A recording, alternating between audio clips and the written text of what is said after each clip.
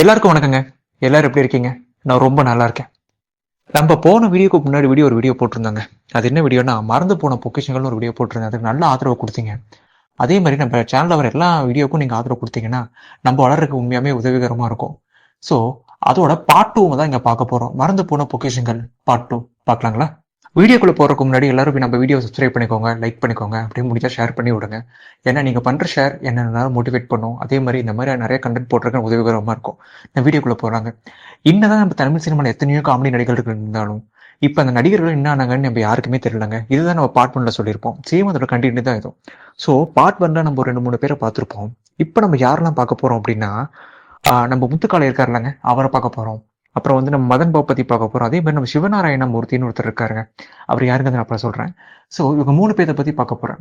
என்னதான் இவங்க ரொம்ப வந்து நமக்கெல்லாம் தெரிஞ்ச காம்ப்ளைண்ட்ஸா இருந்தாலும், இப்ப அவங்க என்ன ஆனாங்க? இல்ல என்ன பண்றாங்க? இல்ல அவங்க வந்து இருக்காங்களா இல்லையா? ஸோ இந்த மாரி விஷயங்கள் தான் பார்க்க போறோம். இதுல நம்ம முதல்ல பார்க்க போறவரு சிவநாராயண மூர்த்தி. யார்ரா அந்த சிவநாராயண மூர்த்தி அப்படின்னு கேட்கிறீங்களா? அதாவது நம்ம விவேக் காமெடி, நம்ம வடிவேலு காமெடிலாம் வந்துட்டே இருப்பாருங்க. நல்ல ஒரு ஆள் நல்லா ஹைட் வெயிட்டா பயங்கரமா இருப்பாரு. அவர்தான் ஒரு காமெடி கிளிப் போய் பார்த்துட்டு வந்துரலாம். மரியாதை இல்லாம பேசுறியா? வேலைய அடைச்சேன்னா வேலைய பிச்சேரி வேண்டாம். என்ன சொன்ன?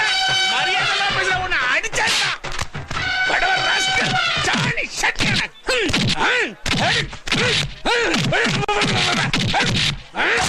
சொரண்டி தான் உன்னை எடுத்துட்டு போணும். பார்த்திருப்பீங்கன்னு நினைக்கிறேன். இந்த காமெடி நம்ம பார்த்து சின்ன வயசுல சிரிக்காதவங்க யாருமே இருக்க மாட்டாங்க. அவ்வளவு செம காமெடியா இருக்கும் இது. யாரா அவரு போட்டு வடிவுல போட்டு மிதின்னு மிதிச்சுட்டு வராரு.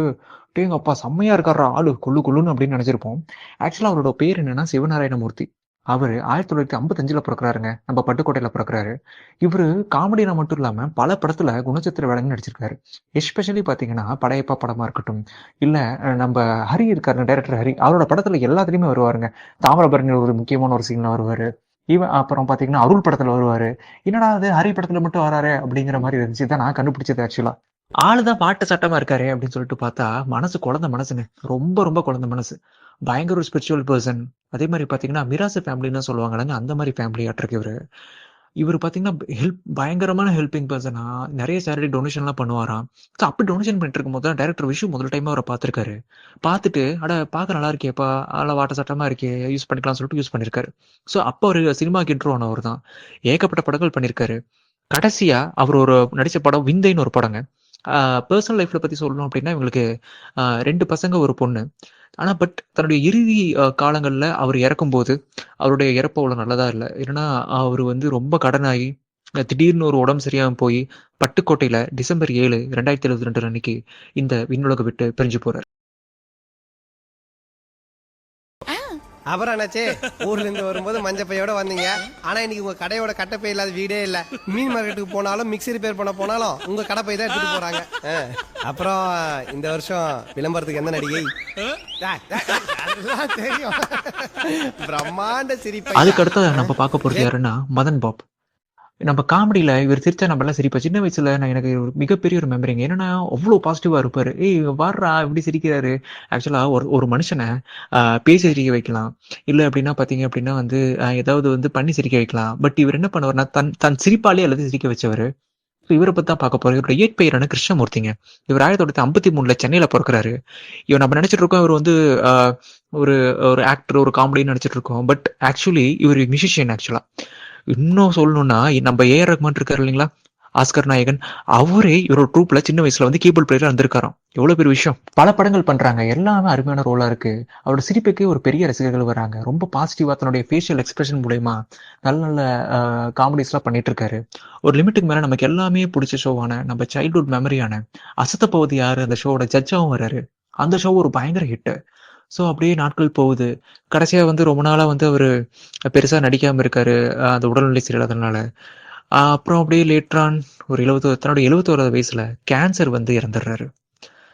இந்த 2025ல. பட் இதுல ஒரு கொடுமை என்னன்னா, அவர் இறந்தப்போ பெருசா எந்த ஒரு ஒரு நடிகரோ இல்ல நடிகையோ, ஏன் மீடியா கவரேஜ் கூட அங்க இல்லங்க. அதுதான் ரொம்ப ஒரு இதுவா இருந்து.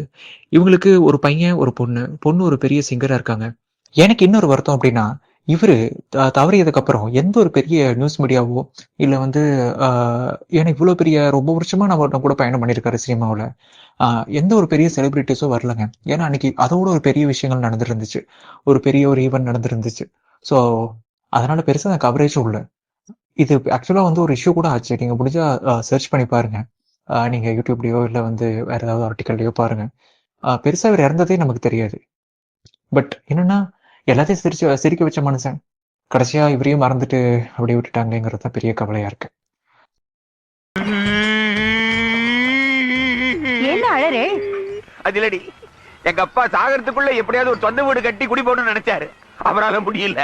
அவர் பையன் நானு கயத்தை கட்டி வாய கட்டி விஆரத்தெல்லாம் வாங்கி இந்த வீட்டை வாங்கிட்டேன். நான் முதல்ல இப்ப இந்த வீட்டுக்குள்ள போக போறேன்.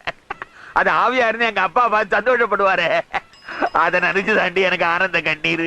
சோ நம்ம அடுத்ததான் பார்க்க போறது யாரு அப்படின்னா நம்ம முத்துக்காளை தாங்க.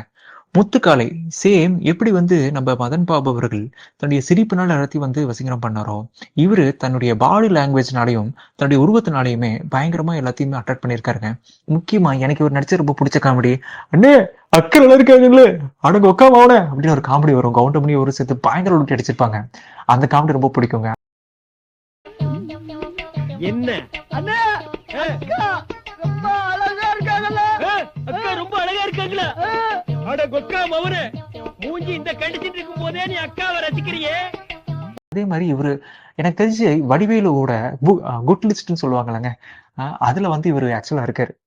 ஓகேப்பா, இவரா வடிவேலு மேக்சிமம் இங்க இருக்கிற காமெடிஸ் என்ன சொல்றாங்கன்னா, வடிவேலு வந்து இருந்தாலே எங்களுக்கு வந்து இது பண்ண முடியல, அவர் எங்களுக்கு பெருசா சான்ஸ் தர மாட்டேங்கிறாரு, அவர் ரொம்ப மாறிட்டாரு அப்படின்னா சொல்றாங்க. பட் வடிவேலு விட்டு கொடுக்காத ஒரு மனுஷன் யாருன்னா இவரு. கடைசியா வடிவேலு நடித்த எலி படம் வரைக்கும் இவர் ட்ராக் கூடவே இருந்துட்டே இருந்தாருங்க. எலி, தெனாலிராமன் 2 வரைக்கும் இருந்துட்டே இருந்தாரு. இப்போ இவர் என்ன பண்றாரு அப்படின்னா விவசாயம் பார்த்துட்டு இருக்காருங்க. அது மட்டும் இல்லாம சொல்ல நம்ப மாட்டீங்க, இவர் கிட்டத்தட்ட ஒரு ஃபைட் மாஸ்டர் தான் ஆரம்பிச்சாராம் தன்னுடைய வாழ்க்கையை. ஃபைட் மாஸ்டர் ஆரம்பிச்சது மட்டும் இல்லாம பேசிக்கலி இவருக்கு அரத்த பிளாக் பெல்ட்டா. உடம்ப பார்க்கும்போதே தெரிஞ்சது, என்னடா பயங்கரமா ஸ்ட்ராங்கா இருக்காரு, எப்படி ஓடுறாரு, இந்த எல்லாம் பண்றாரு அப்படின்னு பார்க்கும்போது தெரிஞ்சது அவருக்கு அரத்த பிளாக் பெல்ட்டா.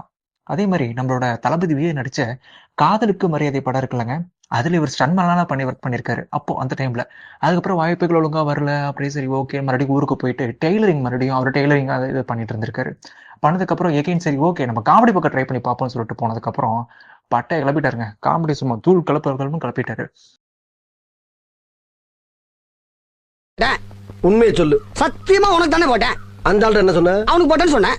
ஏன்ட்ட என்ன சொன்ன? உனக்கு போட்டேன்னு சொன்னேன். ஸோ நல்ல காமெடி போயிட்டு இருக்கு. அவர் நடிக்கிற அந்த ரோல்ஸ் எல்லாம் பெருசா வந்துட்டு இருக்கு. முக்கியமா செத்து விளையாடுவோமா அப்படிங்கலாம் நிறைய காமெடி நல்லா ஹிட் ஆயிட்டு இருக்கு. லேட்டரா நடுவுல குடிக்கடிமையா வராருங்க. குடிக்கடிமை வராரு, பட வாய்ப்புகள் இழக்கிறாரு. இது வந்து நான் தனியா சொல்லங்க, இது வந்து அவரே ஒரு பேட்டியில சொல்லியிருக்காரு. ஸோ குடிக்கு அடிமையானதுனால அதுக்கப்புறம் அதுல இருந்து எப்படியா விடுபடணுமே, ஓகே தன்னை வந்து மாத்திக்கணும்னு நினைக்கிறாரு, அதுல இருந்து எப்படி விடு வரணும் அப்படின்னு சொல்லிட்டு படிக்க ஆரம்பிக்கிறாரு. ஆக்சுவலா ரொம்ப படிக்க பிடிக்குமா சின்ன வயசுல. அப்ப வந்து படிக்க முடியாத ஒரு நிர்பந்தம். அதுக்கப்புறம் இதை தன்னுடைய 50வது வயசுல இருந்து படிக்க ஆரம்பிக்கிறாருங்க. ஆரம்பிச்சு முதல்ல பிஹெச்டி முடிக்கிறாரு, அப்புறம் எம்ஏ தமிழ் லிட்ரேச்சர் முடிக்கிறாரு, அப்புறம் பிலிட்டும் முடிக்கிறாரு. ஸோ நல்லா படிச்சு இப்போ ஒரு சூப்பரா ஒரு ஸ்காலரா சந்தோஷமா இருக்காருங்க. அதே மாதிரி இப்போ எகைன் ஒரு சினிமால ஆக்டிவா ஒர்க் பண்ணணும்னு நினைக்கிறாரு. ஸோ ஆப்வியஸ்லி படம் பண்ணிக்கிட்டே இருக்காரு. கடைசியா மிஸ்டர் ஜூ கீப்பர்னு ஒரு படம் இப்போ 2025 ரிலீஸ் ஆன படம், அந்த படத்துலையும் நடிச்சிருக்காரு. பட் என்ன அப்படின்னா, நான் முன்ன மாதிரிலாம் நடிக்க மாட்டேன். நான் வந்து சும்மா 5 நிமிஷம் வந்துட்டு போறது, அது எவ்வளவு பெரிய ஹீரோ இருந்தாலும் பரவாயில்ல, 10 நிமிஷம் வந்துட்டு போறதெல்லாம் பண்ண மாட்டேன். எனக்கு படம்னா ஒரு நல்ல ரோல் வேணும், அந்த படம் ஃபுல்லா நான் வந்து டிராவல் பண்ற மாதிரி இருக்கணும் அப்படின்னு சொல்லிட்டு பேசுறாராம். ஸோ நல்ல முடிவு சார், கீப் ஆன் கோயிங், எல்லாவங்களும் மிஸ் பண்றோம், நல்ல ரோலா கொடுங்க. இவரோட ஊர் பாத்தீங்க அப்படின்னா விருதுநகருங்க. திருக்கோவில்புரம் இருக்குல்ல, அங்கதான் 1965 பிறந்த ஒரு வர பிப்ரவரி 6 பர்த்டே கொண்டாட போறாரு. Advance happy birthday sir. அம்மா நீ என்னடா வேலை பாக்குற பாண்டி? ஃபைனான்ஸ் கம்பெனில மேனேஜரா இருக்கனே. மேனேஜரா? உன்னையவா மேனேஜரா வச்சிருக்காங்க? ஏன்னா அப்படி கேக்குற? இல்லப்பா, மேனேஜர் மூஞ்சியே உனக்கு இல்லையடா. அட நீ எனக்கு இந்த டாபிக் பேசும்போதெல்லாம் தனிப்பட்ட வகையில் ஒரு சந்தோஷங்க. என்ன அப்படின்னா, நம்மள சின்ன வயசுல சிரிக்க வச்சவங்க ஒரு ட்ரிபியூட் நம்ம கொடுத்துட்டு இருக்கோமே, ஓகே அவங்கள பத்தி பேசுறோமே, அட் த சேம் டைம் அவங்கள நான் உங்களை நினைவூட்டுறேனே அப்படிங்கிறதுக்கு ரொம்ப சந்தோஷமா இருக்கு. அதே மாதிரி நீங்களும் இவங்கள அப்பப்ப நினைச்சுக்கோங்க. அவங்க நம்ம கூட இருந்தாலும் சரி இல்லாட்டியும் சரி, அவங்க நம்மள சிரிக்க வச்சவங்க. தேங்க்யூ ஸோ மச் ஃபார் வாட்சிங் த வீடியோ. இதே மாதிரி வேற ஒரு வீடியோவில் உங்களை வந்து பார்க்குறேன். அதே மாதிரி நான் வேற யாராவது பத்தி பேசணும், இதே மாதிரி மறந்து போன பக்குஷங்கள் பார்ட் 3 அப்படின்னா அதே கமெண்ட்ல கமெண்ட் பண்ணுங்க, நான் அவங்கள பத்தி பேசுறேன். Love you, bye.